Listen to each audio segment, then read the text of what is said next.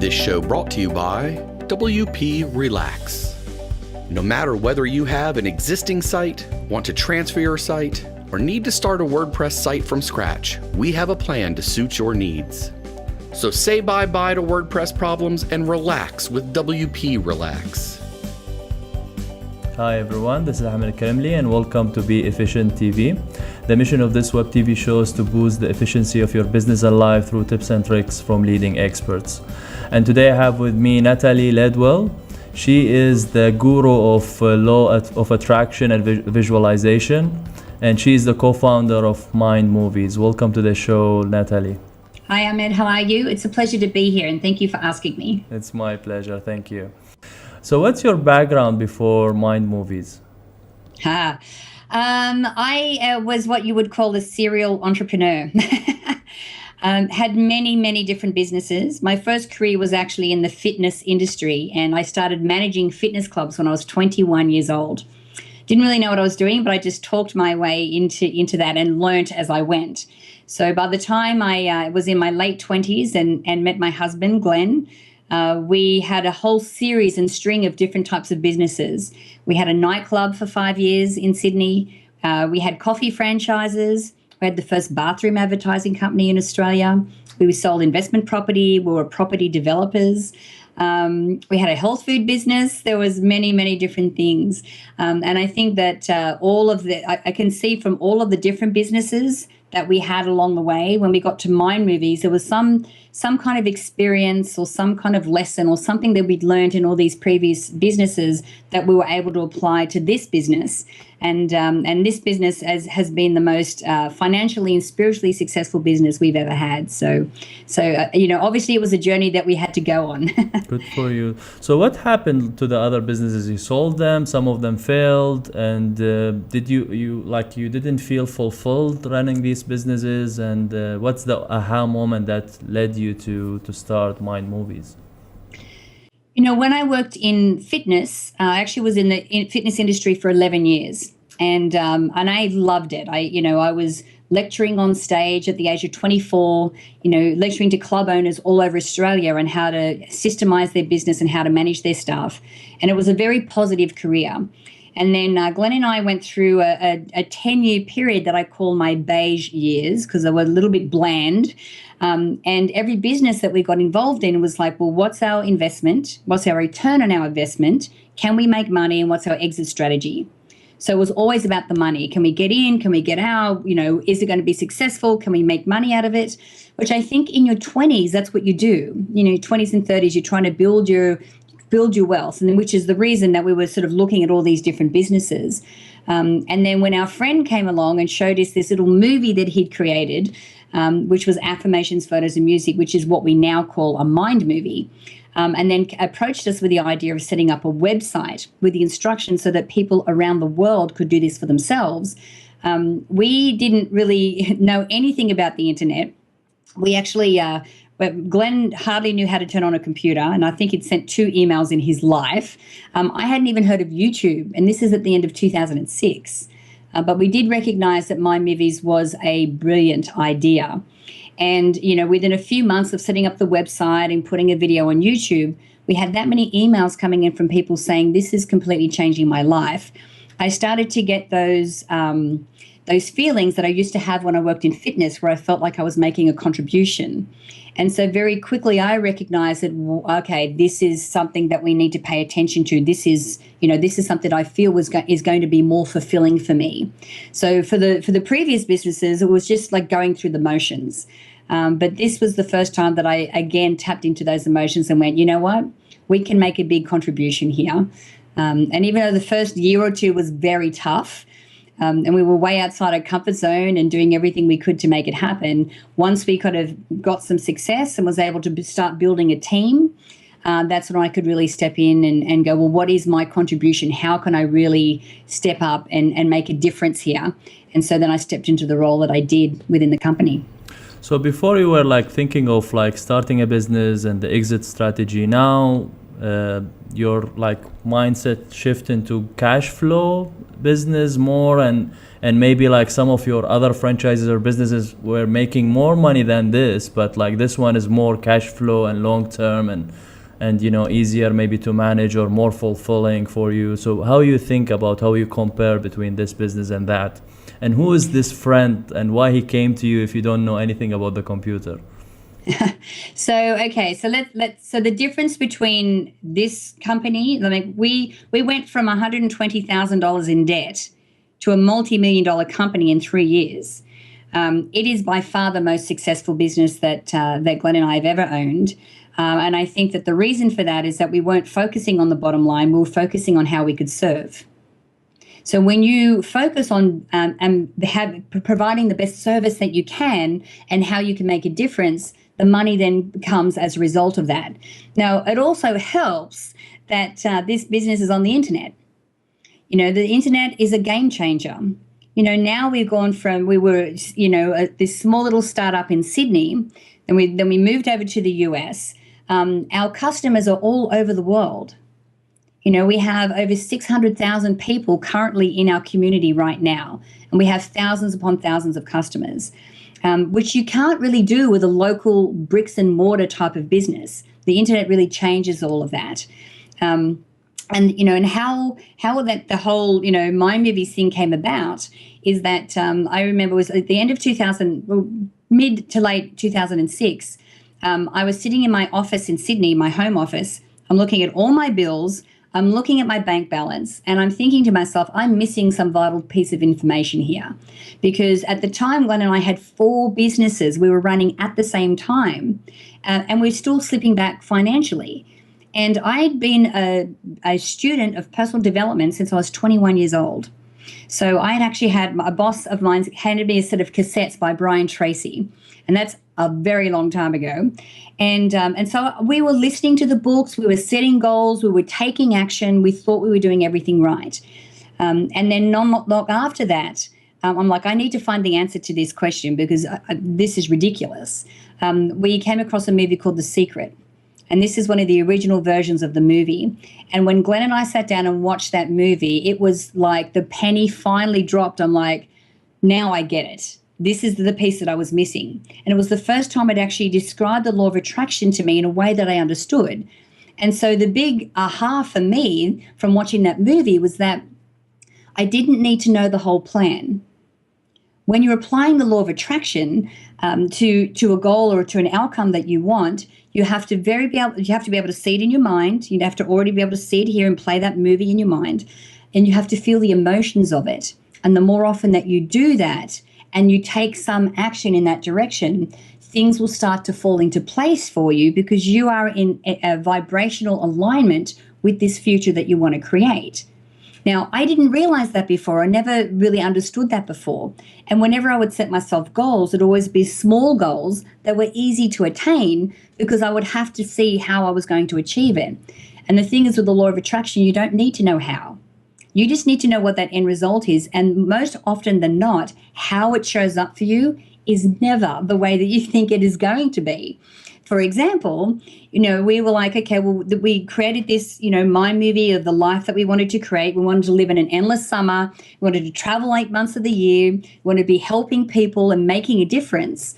And then a friend came along and showed us this little movie, and we knew him from one of the businesses that we were in. And we're like, okay, this is a brilliant idea, and it really helped us to crystallize what we wanted. But never in a million years would we have thought that a business on the internet was going to be the vehicle or the business that would help us create everything that we wanted in our life, because we knew nothing about the internet. So it's amazing that when you hold a very clear picture of what you want your future to be, how things will unfold for you. But how do your concept work? Like, is like you're selling digital products, or like people come and your platform help them to create their own mind movies, and then you charge them for these mind movies? How the concept work? Yeah, so what we've done is actually develop software to make it very easy for people to create their own movies. Yes, we do have some movies that are already pre-made, and people are able to get hold of those, and they can start watching them straight away.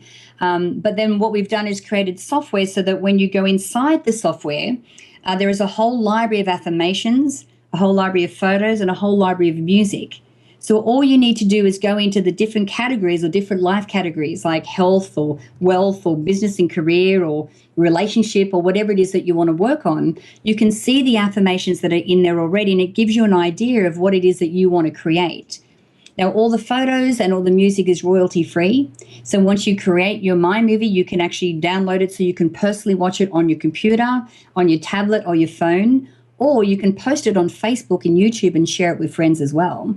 So either way, you can import your own personal photos or all of that kind of thing. And at the moment, to get access to the software, you pay a $97 fee that gives you lifetime access to make as many My Movies as you like. Okay. So it's a really great concept, and it just takes the whole. Only one time. Okay. So what is visualization and how really it works? Okay, so visualization is really the key to being able to create what it is that you want through the law of attraction. So what happens is that your subconscious mind, which is really the part of your mind that is running the show, they reckon that the subconscious mind is runs the show 90% of the time.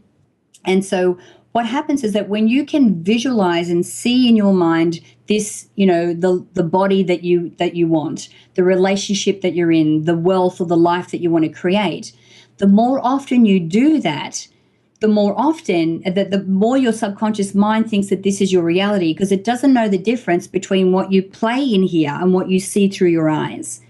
Now, what really makes the difference and what turbocharges these visualizations is feeling the emotion of already being there.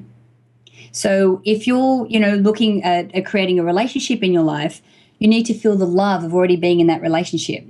If you're looking at creating wealth in your life, you want to feel what it's like to be able to shop for clothes and not have to look at the price tag, or to send your children off to college, or, to be traveling with your spouse, or whatever it is that you want to do with that money. So when you can put yourself in it, the more often you do that, what happens is that the brain, your subconscious mind, starts to create thoughts that are more in alignment with this new future that you keep seeing in your mind. And what that does is it creates a neural pathway in your brain, because all of our thoughts travel along a neural pathway. Now, most of the time we have a negative movie playing in our mind of all the things that went wrong and why we'll never be successful. But when we can purposely and consciously play something that we want to happen, we create these new thoughts. These new thoughts then automatically start to change our actions. And when our thoughts and actions are in alignment with this new reality we see in our mind, we start to resonate or vibrate at a certain frequency. Now, when we resonate that frequency out into the universe, whatever is a vibrational match to the frequency that we're sending out then gets attracted back to us. So even though when we look at business, there's the conscious part of the business where you have to make your sales calls, you have to do your marketing, all those kinds of things, which is what you need to do in business. But if you want some amazing thing to happen that's going to take your business to the next level, if you can keep in your mind what that is, that's when you start to attract some incredible opportunities and chance meetings and fantastic ideas that's going to take you to that next level.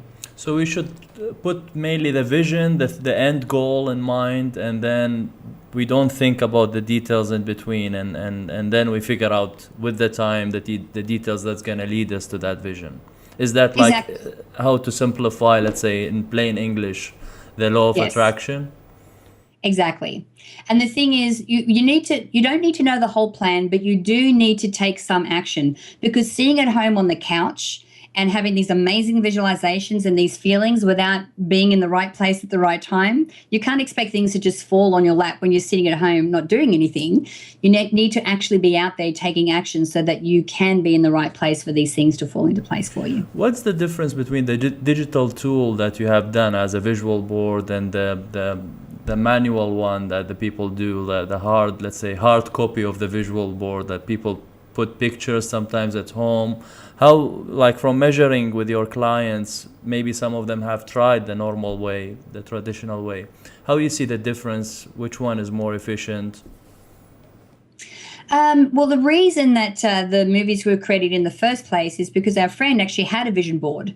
And the purpose of a vision board, like a mind movie, is to help you visualize very effectively what it is that you want. Now, the difference between the two is that a mind movie, number one, has affirmations, which normally a vision board just has the photos. So you're using the right language around your goal. And then you have those images that actually help give your brain a starting point or an image to build on. But and then you have the movement of it all, which is, which really helps with the mind and creating your visualizations. But the secret sauce is the music. Because if you choose a song that absolutely makes your heart sing and blows your hair back and gives you an emotional rise even without your mind movie, then that's the song that you want to combine with your affirmations and photos, because it makes it very easy for you to instill that amazing emotion and attach it to your goals. So that's really what the massive difference is. And the fact that you can carry it with you in your pocket, on your phone and on your tablet. When I was losing weight, I would always have my mind movie with me, and I'd watch it on the way to the gym, so that I'd get excited and I'd already be motivated and get ready for my workout. Or at 5 o'clock, I used to call it wine o'clock, because that's when I would have, a wine after dinner, after work. But of course, that's not on my new health regime. So before 5 o'clock, because that time was a trigger for me, I'd play my mind movie, and it would remind me of how amazing, my goal was, how great I was going to look once I got there, why I was going through the extra effort, and it would help to keep me, aligned with the diet and exercise plan that I had. Yeah, but don't you think when they put it like in the room, the normal one, they usually like it's forced, or on the fridge they put it, usually they see it more than it's a video that they play it. Sometimes they skip it, they don't play it, unless they put it on auto, like when you open your computer, then it will play automatically for you. Yeah, it's like anything you want. There's certain habits that all successful people have that they do on a daily basis that helps to keep them on track. And so when you're committed to your goal, watching something like a mind movie is like actually fun. It's the easiest part of working towards your goal and keeping yourself aligned, rather than the action and everything else. But you get into a habit of it. How often we should have a mind movie? Like every 5 years, 10 years, every goal, we should have a mind movie for it? How it works? Well, the thing is, once you start to achieve the things that you have in your mind movie, it starts to get a little bit stale, an old hat. So the cool thing about the software that we have is that you can actually go in and edit the videos that you already have. So let's say that you're watching your mind movie and you've got like 5 different things in there. You've already achieved 2 of them. You can then replace them with 2 new things so that it keeps it fresh for you. For me personally, I do a new mind movie every single year, because normally whatever I have in my mind movie, I've achieved by the end of that year. And then if I'm working on a specific project, I'll do a mind movie for that project as well. So I have a general one, and then I have specific ones for each life area that I'm working towards. Why some group of people who have the same access to the same tools and resources fail and others succeed? I think it has a lot to do with commitment in intention. Because the thing is, it's very hard, especially if you've got like a big goal that you're working towards. It's you start to lose motivation when you can't see it happening, and you can see like it's this distant thing, and then you have a bad day, and then the wheels fall off, and next thing you know, you're like, yeah, this is all just too hard. So it's all about having the right habits on a daily basis to keep you motivated and keep you moving forward. One of the things that I do on a daily basis is a gratitude journal. And I write 5 things every day that I'm grateful for, and I do it at night before I go to bed. So I've got something positive rattling around in my subconscious mind as I'm sleeping. And I always make sure that it's 5 new things every day. It can't be the same 5 things. And I always make sure that at least 1 or 2 of those things are in relation to the goal that I'm working towards, or the project I'm working on at the time. So the thing is, when our goal is so far off in the distance and we've had a bad day, all we're doing is in focusing on what went wrong. But if we focus on what went right, and we focus on the little wins and the little progressions that we make every single day, the more we focus on that, the more that will expand. And so you find that the days get easier and easier, and it helps to keep you motivated. So that's a big thing. And also, the commitment and intention in the beginning. For the first week when I set myself a new goal or a new project, I have an intention statement that I stick on my mirror. And every morning when I get up, I look at myself in the eyes, in the mirror, and I recite my intention statement. And it always starts with the words, no matter what. What are the No five? matter what. Sorry to cut you off. What are the 5 things that always, every night, most of the time that you repeat that you are grateful for? And what is why the positive thinking is powerful? Well, the 5 things are always new. I always come up with 5 new things every night that I'm grateful for. It could be something as simple as a new book that I found and some kind of, nugget or some new information that I learned from the book. It could be an interaction that I had with someone that day. It could be just appreciating that the fact that I live in LA and it's sunny and warm and it's November and it's supposed to be winter. It could be something simple like that. I listen to my books on audio, and I recently finished listening to Oprah's book called What I Know for Sure. And one of the chapters in there is about gratitude. And she discusses how she used to keep a gratitude journal and she got out of the habit of it. And then she was cleaning up her office and she came across one of her old journals. And she was reading one of the daily entries. And one of the entries was that she was just grateful for this fresh watermelon that she got to eat that day. And she realized that she stopped appreciating the small things. And so it actually, really it motivated her to start doing her journal again. So, and it motivated me to start doing my journal again as well. And it makes a massive difference, especially when that's the way that you end your day. And of course, first thing in the morning when I wake up, I remember what I've written in my gratitude journal that night. And so when I take my puppy out in the morning for her toilet walk, I'm always thinking about and sitting in that energy of gratefulness, because that's the positive vibration that we need to maintain for us to be able to attract what we need.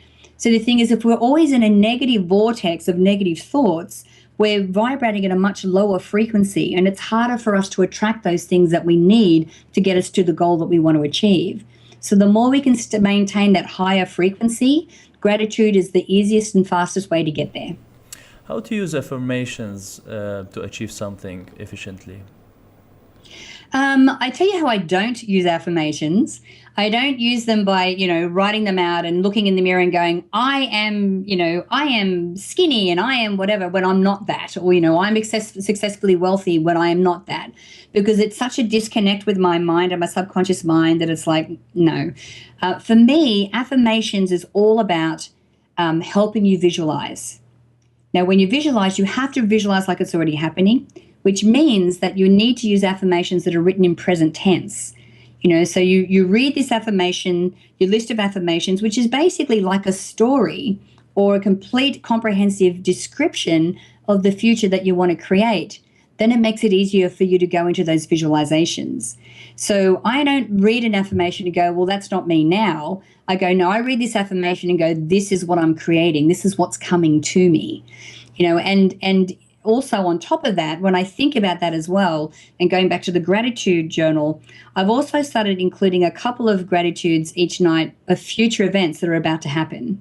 Because when you can surround these future events with gratitude, it's like you, in your mind, of going, well, it's done. That box is ticked, and you surround that event with this air of expectancy, like you're expecting it to already happen. And when you do that, you make it even easier for you to manifest that into your reality. Can you give us an examples, like 3 examples, or how detailed you write them? Yeah, actually, there are 5 different types of affirmations that I write, which to me really helps to comprehensively describe my goal.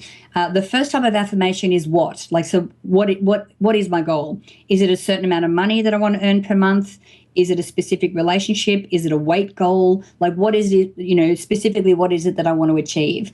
The next type of affirmation I write is describing what life is like now that I'm there.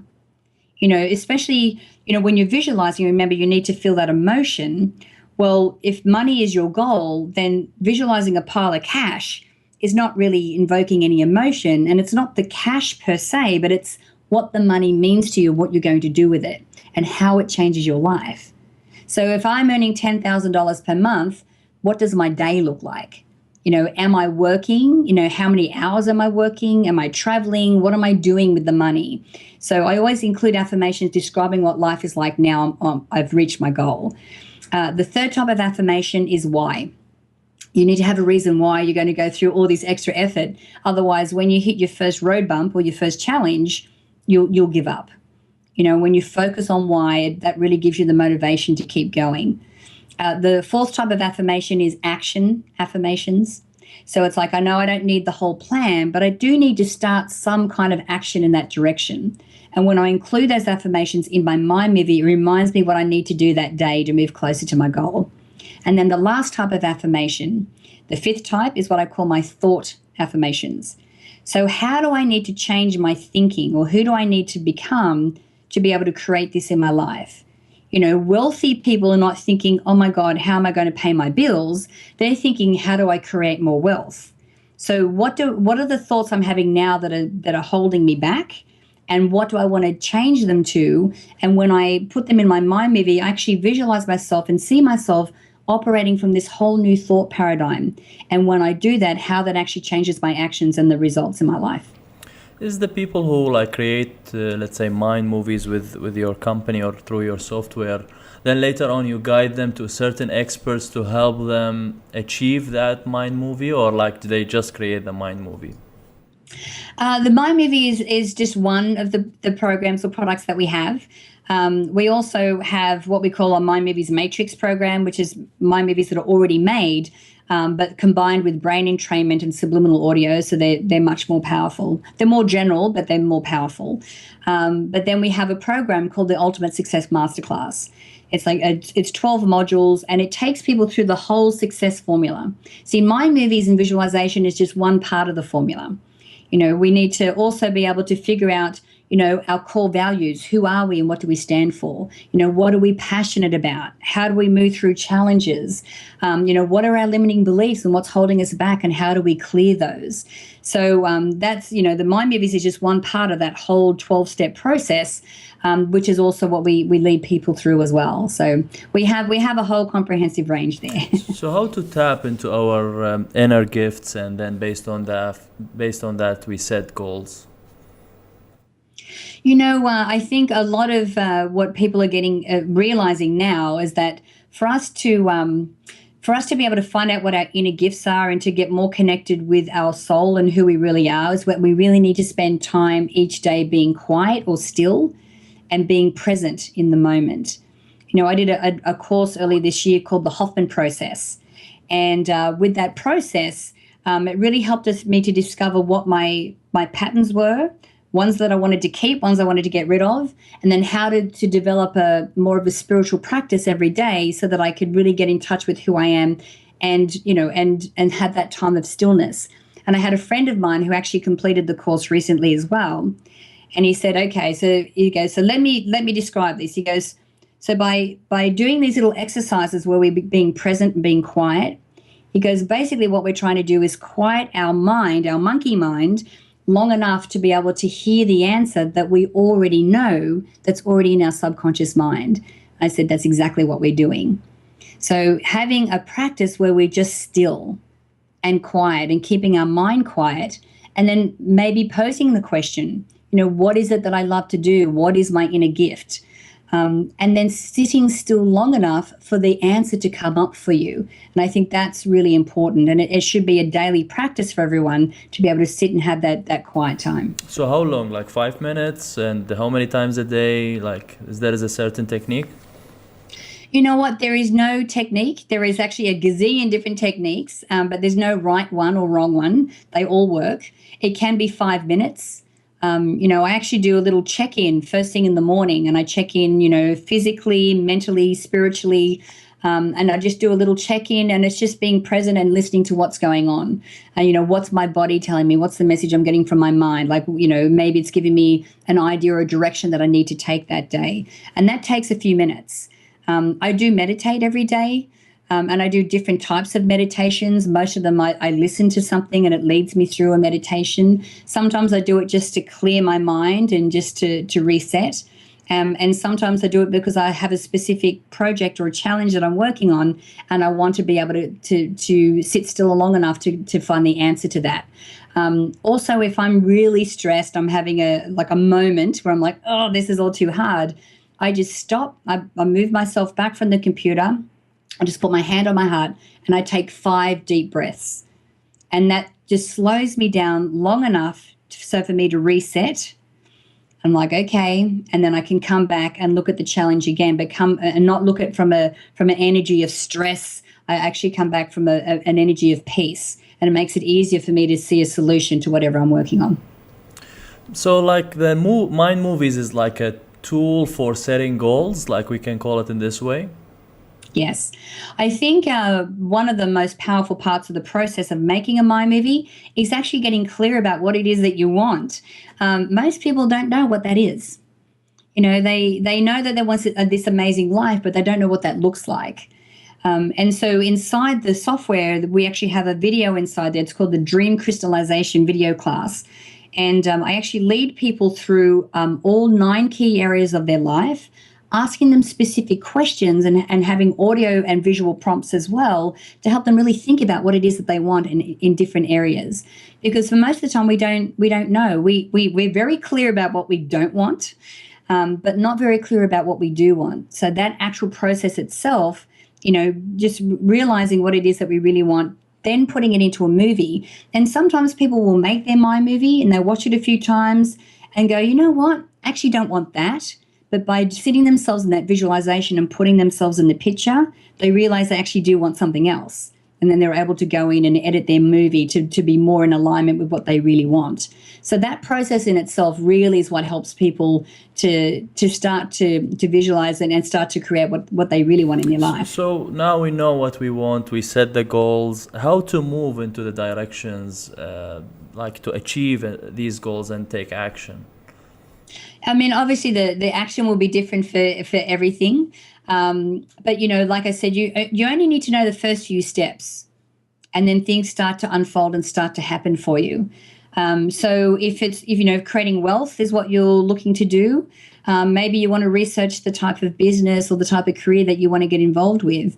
Maybe you want to just kind of sit down and spend some quiet time and think about, well, what is it that I really love to do, and what is my skill set? Like, what am I good at? You know, do some research online of other businesses that actually can incorporate the skill sets that you have. I mean, these days, oh my goodness, there is an unlimited choices of what you can do to create a business, and you can do it from anything. Like, there is a guy here in the US that makes $3 million a year selling goggles for dogs. Like, you know, I know of a woman who's got this very successful business. She sculpts cheese and puts it in festivals and in shopping centers.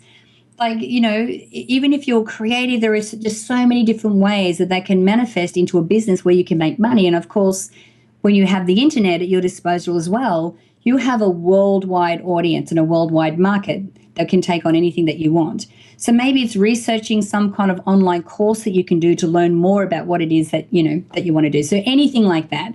You just wanted to start some step in that direction, start to help it unfold. How to change our limiting beliefs? First of all, we need to figure out what they are. For most of us, you know, we adopt our limiting beliefs when we're children. Between the age of, what scientists have now realized is that between ages of 2 and 6, we are predominantly what we call theta brainwave activity. So we're very receptive. We're like sponges. We watch everything that's going on around us. We listen to everything and we just absorb it all. And then as a 5-year-old or a 6-year-old, we make an assumption about something, and then that becomes our truth. So, for example, when we see our parents fighting over money, or getting told all the time that money doesn't grow on trees, and and all those type of things that our parents often said, then we have this perception about money that it's not abundant, that we'll probably never have any. Or if you, as a child, you were told that that you were stupid, or that you were ugly, or that you're smart but not very pretty, or anything like that. You know, a lot of people have, self-image issues because of that, because they believe it to be true.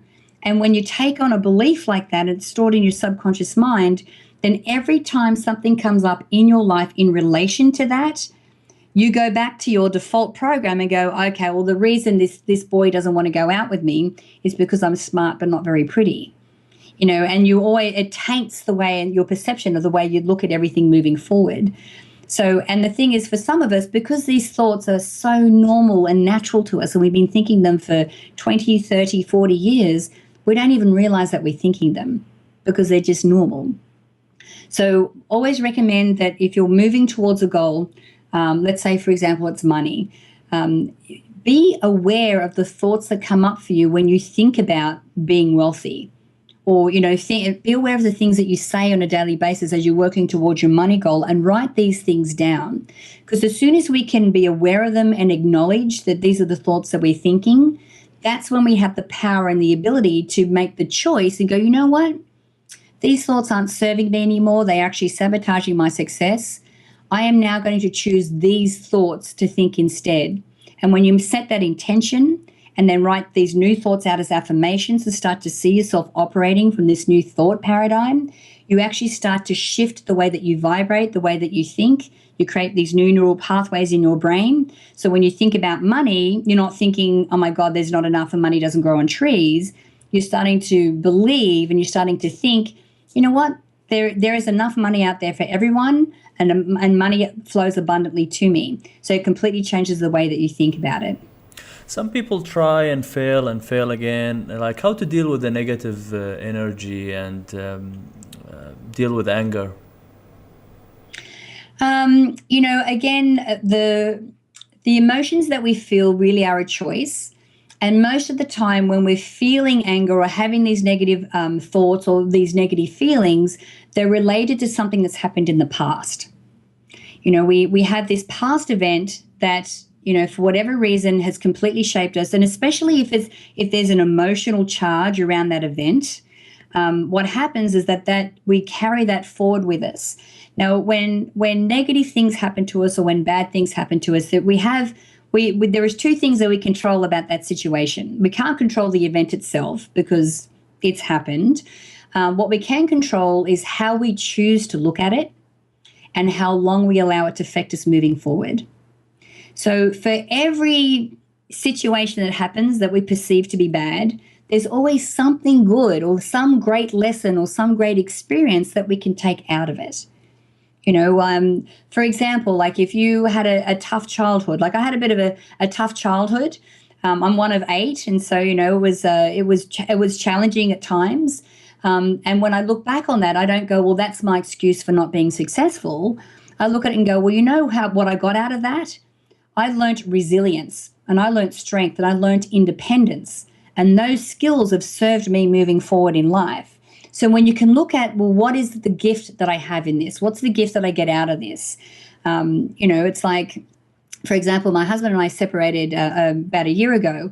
And of course, the first week after that, I was just like, my goodness, who am I without him? It's been the two of us for 18 years.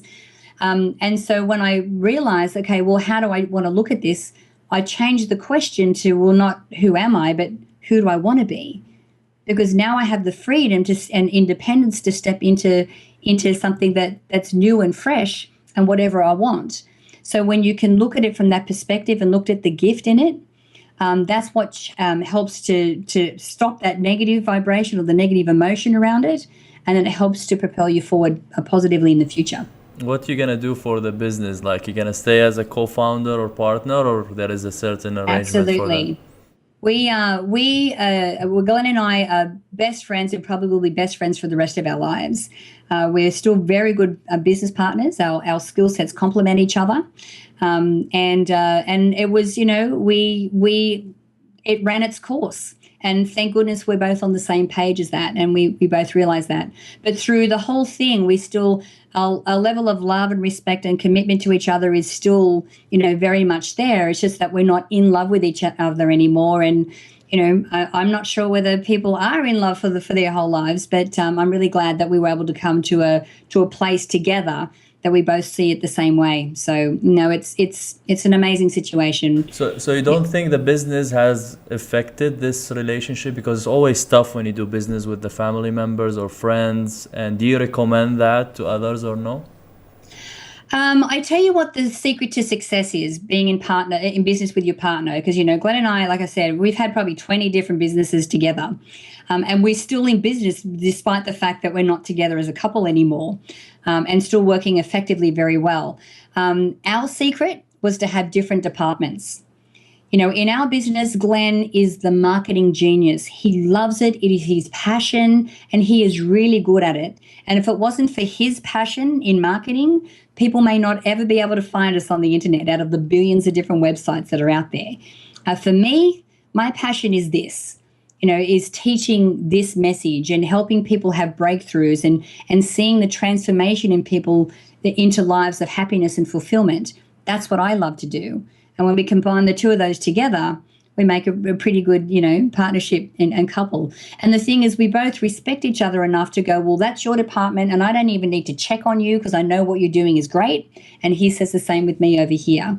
So, when we work too closely together, it can be hard. But if you have different departments and you can do that, that is the secret to success. Great advice. And even like the numbers are different, everything is different. So. Yeah. Like you said that when we look at the past, we have to focus on what we have learned from, like, let's say, failure or our past or all these things. But how about when we are passing, or like we are going through a very bad time now or very big failure, and we are still inside the process? It's not yet finished. How to stay focused and motivated? Okay. What I have learned is that if you're having an off day, and you're having like one of these days where you're feeling very low, trying to do a whole bunch of things like being grateful and feeling happy, and trying to, suppress how you're feeling is not necessarily the right course of action. Sometimes you just need to feel the low. Sometimes you just need to go through that and feel it. I often, when I go through and feel that, because I have lows as well, I'll sit in and have my quiet time and go, well, where's this coming from and why am I feeling so low? Is there something I can do about it, or am I just going to have to move through it? There is no such thing as moving through life and never having a negative thought ever for the rest of your life. That is impossible. And there are always going to be days where you don't feel great, where you're feeling low, where things aren't going right. And that's okay, because it's one moment in a million moments that you're going to have for the rest of your life. And it's okay. Whatever you're predominantly feeling, or whatever you're predominantly focused on, is what's going to have the most influence on your life. So if you're having a couple of bad days, then that's okay. Just go through it, move through it. Don't beat yourself up. Don't go, oh my God, now I have to start from scratch again because I've had this one bad day. That's not how it works. So first of all, don't beat yourself up and be bad on yourself just because you're having an off day. Yes, there are sometimes we go through, bad situations and perceived failures. Whenever I'm in one of those moments and I'm going through one of those experiences, I always think about the story I'm going to tell as a result of this. For every big thing that we've been able to achieve in our life, there has been some difficult, challenging journey to get there. So I always keep in the back of my mind, okay, this is going to make a really interesting part of the story. Because when you're telling the story, no one wants to hear, okay, well, I had this idea and I put a video on the internet and then I made $1 million. That's not an interesting story, and that's not how life works. So when you can actually tell them So you think about it that you have, now I am failing, okay, when I will succeed, I will tell them the story that how much, the steps that how many times I failed and now I succeeded. This is how you think about it. I saw a graph on Facebook once. It was like two different graphs together, and one it had the perceived road to success, and it had like this straight line that went up.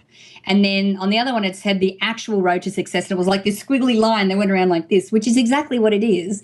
It's never a straight line. There's always some kind of challenges or roadblocks that come along the way. But that's life. And the more that you learn how to maneuver through those and move through those, the easier life becomes. When you go through these, like, tough times, like low times, down times, what you call it, is there any things that you do to change your mood when you're depressed? Like you go for a movie, you take shower. Is there some things that you recommend people to do to change the mood? Yep. I definitely like to change my environment. I love to go to the beach. I know back in 2008, when we were over here in the US and we were doing our first launch of Mind Movies, and we were working 12-hour days, and it was very stressful. We're having to learn all these new skills, and because we had no money to pay anyone, so we had to do it ourselves. And when we were particularly stressed, we'd leave the apartment, we'd grab a coffee, we'd go down to the dog beach. So we'd sit on the edge of the beach and we'd see all these happy dogs running around and frolicking, and it would help us to feel better because we're dog people. And then we would have these, once we started to feel a bit happier, we'd start to have these discussions in present tense as if the launch was already done. It was a massive success. We're talking about the lovely restaurants that we're eating at. We're talking about taking our families on holidays, and all the amazing things and how amazing life was now that it was already done. So it really helps to change your vibration. I often, when I'm feeling low and I'm trying to get some work done, I'll just leave. I'll go for a walk on the beach and I'll have my headphones in and I listen to my books on audio. So I'll have some kind of book that I'm listening to that's going to really help to shift my energy. Or if I really want to get into a positive vibration, I'll just put some music on and dance around the house like a mad woman. That always helps.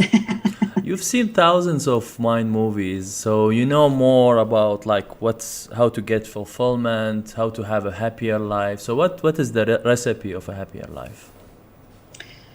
I think a happier life is not specifically all the toys and the material possessions that we have, although there is nothing wrong with having them, to be honest with you. I think being comfortable and content is really important. I think that happiness definitely comes from within. When we're happier with the person that we are, then you find that life opens up for you. I realized that probably the last year of my marriage, neither Glenn and I were very happy, but we weren't really facing it. And so we're numbing ourselves out and we were deflecting with business and travel and all these other things, but we weren't happy. And we didn't really recognize it at first. And I kept thinking to myself, I don't feel great. I don't know what's wrong. I can't put my finger on it. And I feel like I'm wasting this opportunity, which really didn't make any sense because everything externally in our life was amazing. But you can have all of those amazing things, but if you're not happy here and not in contact with who you really are and in touch with the soul of who you are and really confident with who this person is, then I find happiness is very elusive. Yeah, but don't you think that to know who you are and what you like is always connected with some things like, let's say, money, intimacy, fitness? All these things help in shaping the happiness, or just like knowing what you like or what you are and what you want to be? It's a combination of both. I have I actually, here in the US, I drive a Mercedes E350 convertible. That car in Australia would cost $250,000, and I would never be able to afford driving that car in Australia because we have a lot of import tax and all that kind of thing. Here, that car is $70,000. So it's very realistic and it's very affordable for me here. Now, it's a kind of a flashy car, but when I drive that car, I feel emotions of independence and freedom and accomplishment. And when I feel happy like that, it's not the car per se, it's just what the whole thing symbolizes. Well, then, of course, that's going to help me be a better teacher and a better person and step me into that as well. The apartment that I live here in LA, I look at the water because that's very important to me. But it helps me with my creativity and creating the programs and the shows and the different things that I do. So yes, those things are awesome and amazing and really help me, achieve the life that I want.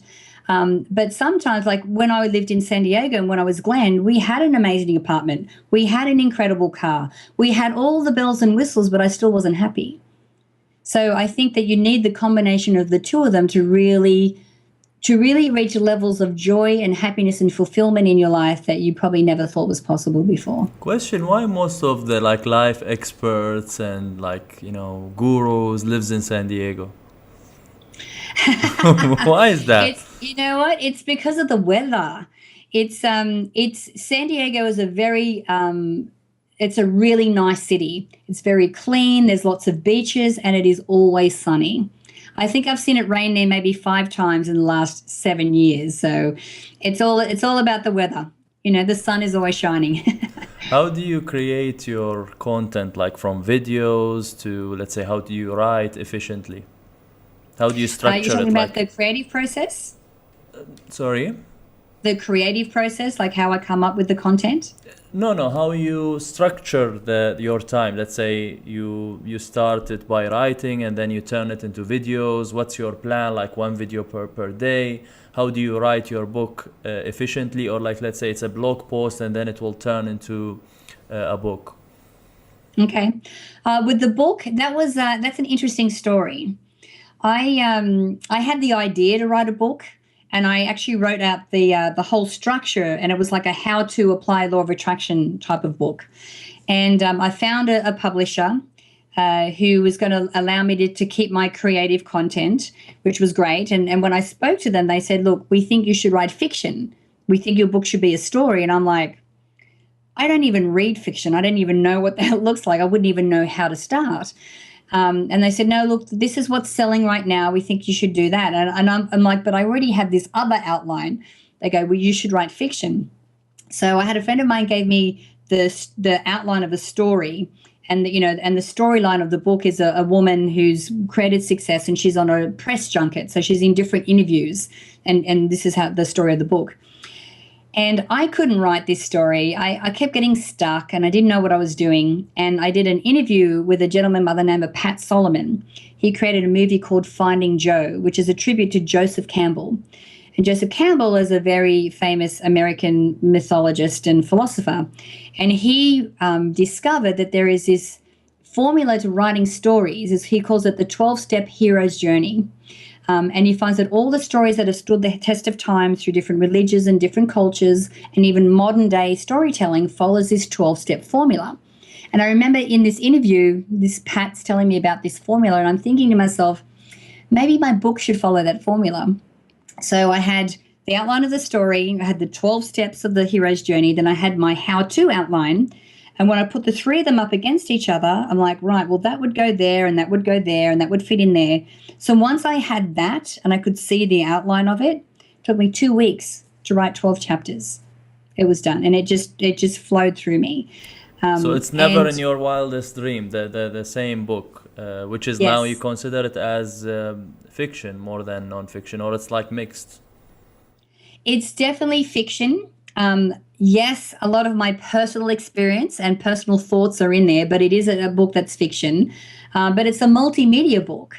So, once I'd finished writing the story, I'm a logical thinker. I need to see the steps and the outline. And so I finished the story, and I'm like, yeah, does it really, demonstrate or illustrate the points I want? And then I was watching TV and watching a show called Newsroom, and it said, stay tuned at the end of the episode for Inside the Episode. And it's like a little video, which is an interview with the director and some of the actors. And I thought, ooh, maybe I could do Inside the Chapter. So at the end of each chapter, the reader goes through to a video, and it's called Inside the Chapter. So I describe what the character's going through, what the life lesson is, and how they can apply that to their life. So it's more of the how-to, which is how I understand and how I learn. And so when I combine the two of them, it's like fiction and how-to together. So it's a very unique experience. It's something that's very different. So you went for a publisher before even writing the book, and you got the deal. And how did you market for the book?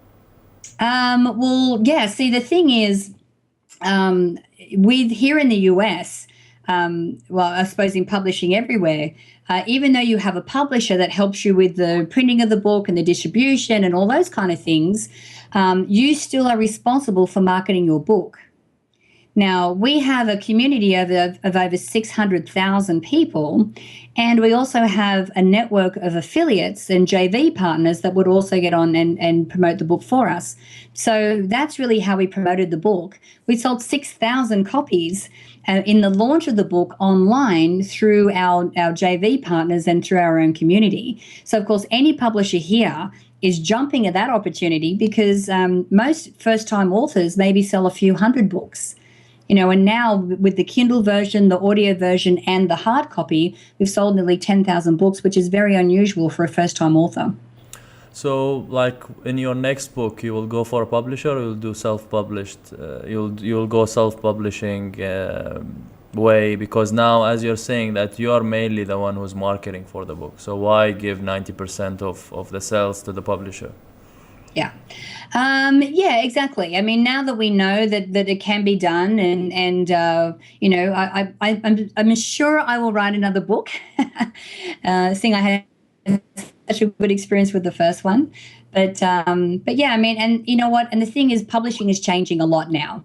The things are changing now. A lot of the publishers are seeing that the market has changed. Rather than having this one big campaign in the beginning and then not selling any books after that, they realize it's more of a year-long campaign.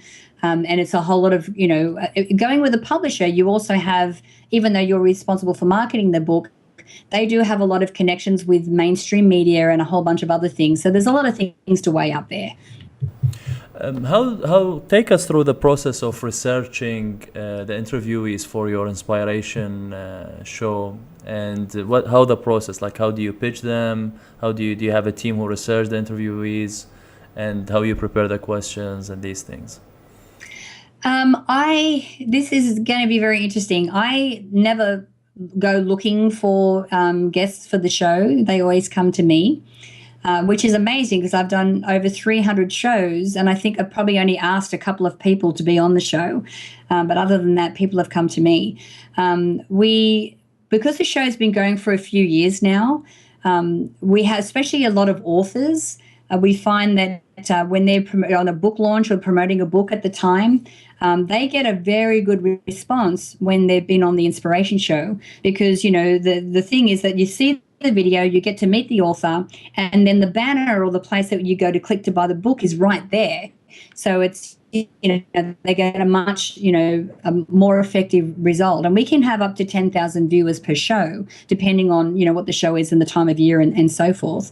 So I'm actually on a roster. A lot of the PR companies here in the US will often send me, authors and things to have on the show. So I have that. Plus, we have a big community. And so people are often emailing me going, look, you should have this person on the show, or I can connect you with this person, or I've got this amazing idea, and the idea behind the show is not just to have authors and gurus and experts, but to have regular people who have overcome extraordinary situations in their life that have really inspiring stories, so that people that are watching the show can look at it and go, wow, well, if they were able to achieve that, maybe I can do that too. So that's, and then when I sit down to do the show, I don't have any questions prepared. I always sit there. We have a little bit of a chat beforehand, and then we just sit there and do the interview, and we just see where it goes. And I always trust that wherever the conversation will lead is where it's supposed to go. How your sales funnel works, and how do you market for your business online? Like what works the best for you? Like social media, SEO, events, live events? Most of our business has been built through affiliate marketing or JV partnerships. So with other people in our industry that also have communities of their own, and that have products that are very similar to ours. So we promote each other and we support each other. And then Facebook. Facebook is the new frontier at the moment. So we have 2 people on our team that their sole purpose in our business is to focus on Facebook and that type of marketing, and to see and get the results off of what we can do. So they're the 2 main ways that we find new clients. So do you have like somebody in your team? How many people do you have? And do you have somebody who would just focus on affiliate marketing, like finding, let's say, internet marketers or people who sell the same products and then try to help each other, or how it works? Well, we have quite a big team, and it was always our intention from the very beginning that we were going to build an amazing team so that when we had an idea, we'd put it to the team and they'd make it happen. So we have 12 on the team in San Diego. And that's mainly the marketing team. So our marketing manager, our JV manager, so she manages all the JV relationships, and then our copywriters and all the other people that do the marketing, the Facebook guys. And then we have a couple of technical people there, our operations manager, and the people that build the websites. Then we have a team of 8 in Lithuania, which are all our programmers. And so they actually work from an office together there. And so they make all the improvements to the software, and build all the new programs and things like that. And then in the Philippines, we have 10 on the team there. And we've got 4 video editors that edit all the videos and all the marketing videos that we do. And then our customer support team. And each of the overseas teams are actually managed by someone in the San Diego office. How your daily life and routine look like? Pretty good, actually. I wake up in the morning, I do my little mental check-in, mental, physical, spiritual check-in. I then get up, I exercise in the mornings.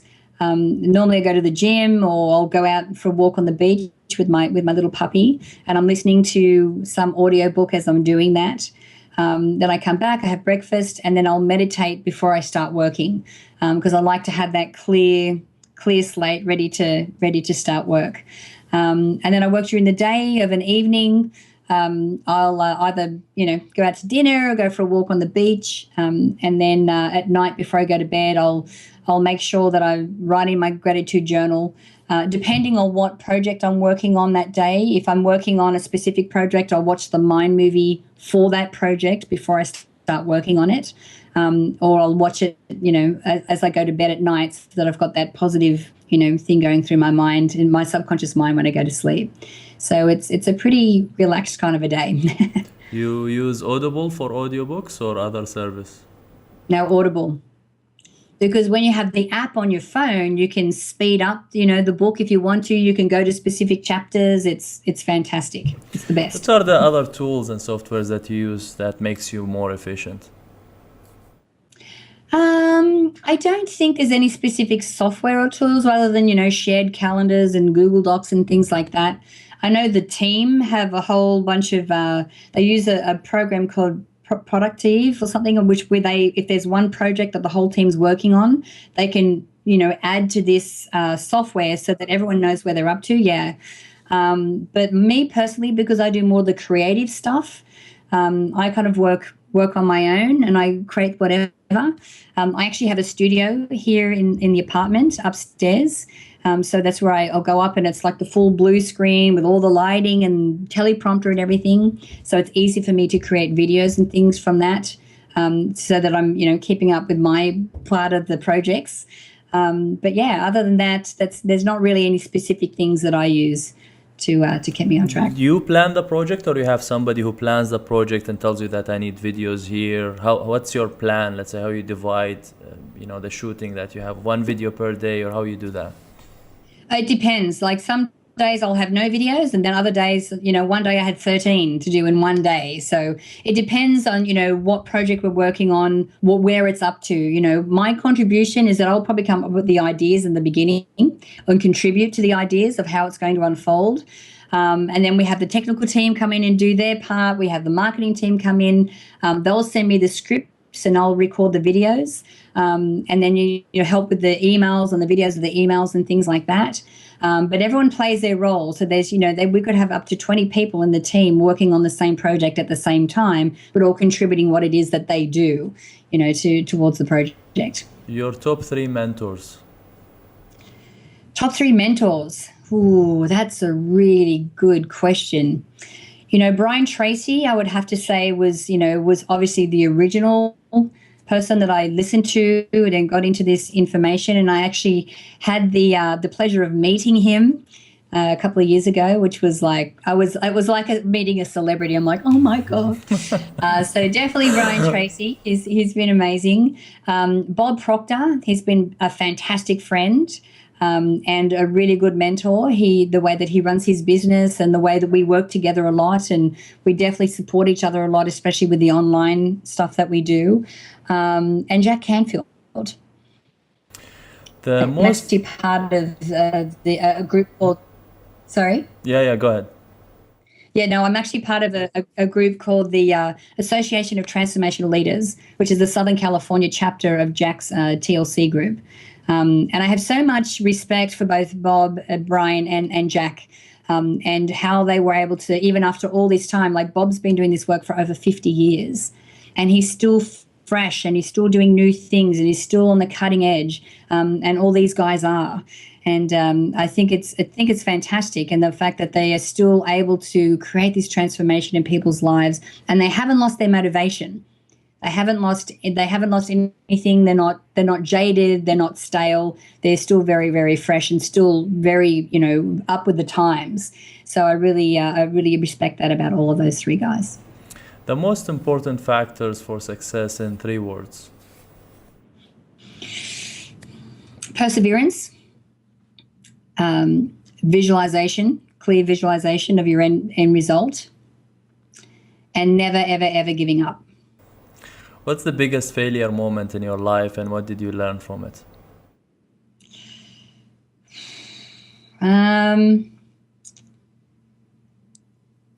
That's a really good question. I've had a lot of challenges. Put it in a mind movie after the show. Sorry? Put it in a mind movie after the show. Yes. Now, you know what? We've had a lot of challenges. We nearly went bankrupt at one stage because after our first launch, PayPal froze our account with $500,000 in it, and we couldn't pay our affiliates, and we couldn't maintain our $120,000 credit card debt, and we nearly lost everything. So that was a monumental challenge. And you didn't get the money back from them? We did after 6 months. After 6 months and getting an attorney involved, we finally got the money back, and got it released to us. But our first launch actually fell on the week the economic crisis hit the planet in September of 2008. So of course they freaked out because we actually did a $700,000 week that week, and they released enough money for us to pay part of our team and pay for postage.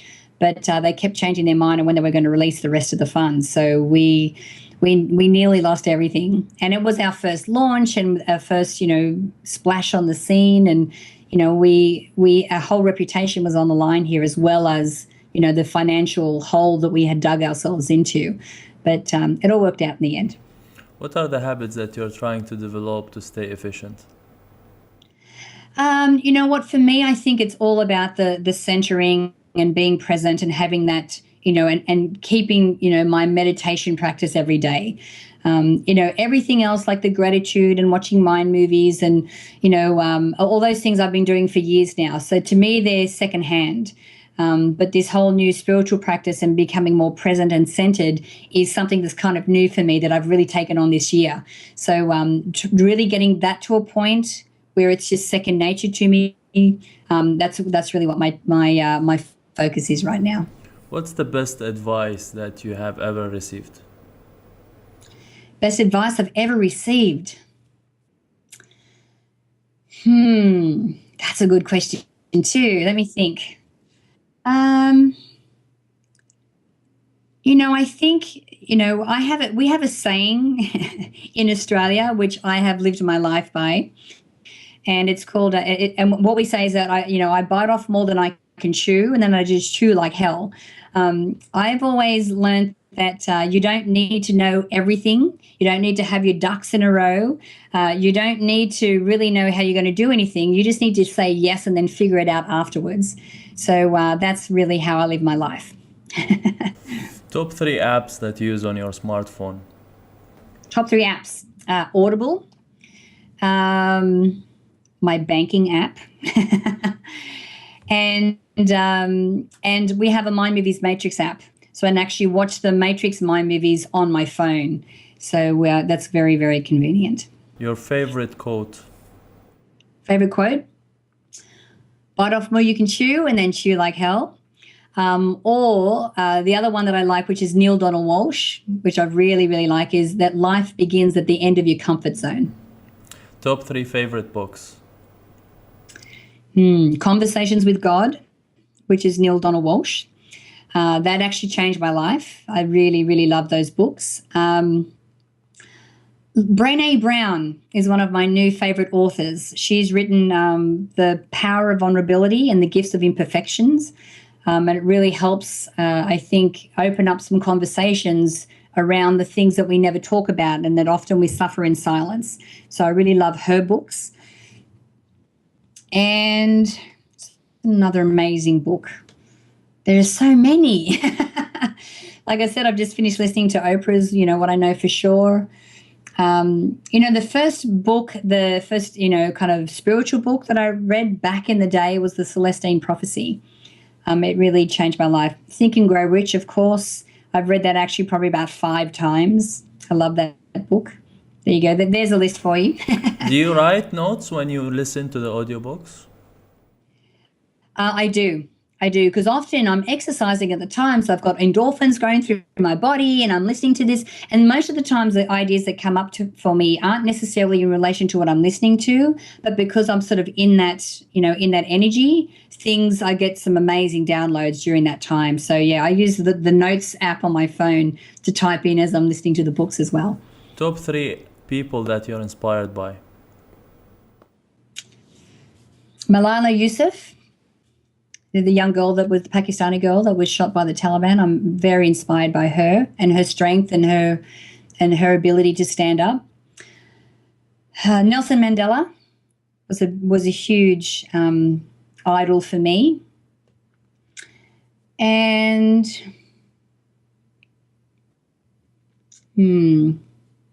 one more person. My parents. I don't have to say my parents. I come from a very, very big family, like there's 8 of us. And it was tough. And my parents did an amazing job.